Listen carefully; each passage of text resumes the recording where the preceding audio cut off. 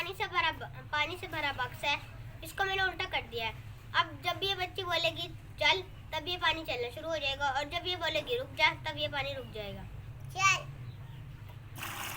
बंद, चल बंद, चल बंद, चल बंद, चल बंद, चल बंद, चल बंद, चल बंद, चल।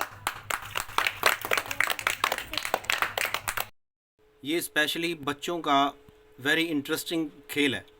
हम आपको दिखाते हैं कि ये कैसे बनाया गया है। आपने एक डब्बा लेना है, जैसे हमने डब्बा ले लिया, और इसका जो ढक्कन है, लिड है, इसमें हमने सुराख कर लेने हैं छोटे छोटे, और एक होल हमने इसके यहाँ पे करना है, और इसमें पानी भरना है, और इसको ढक्कन को बंद करके अच्छी तरह पानी भर के, और इसको हमने उल्टा कर देना है, और यहाँ पे हमने थंब अंगूठा रख लेना है।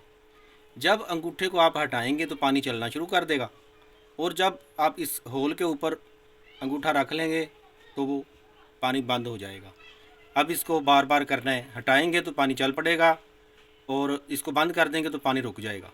ये इसका वेरी इंटरेस्टिंग और सिंपल सा ये बच्चों के लिए खेल है। इसको आप मैजिक ट्रिक भी कह सकते हैं, और बच्चों के लिए वेरी इंटरेस्टिंग और बहुत ही मज़े का खेल है। बच्चे इस खेल में बिज़ी रहते हैं और दूसरों को तंग नहीं कर सकते।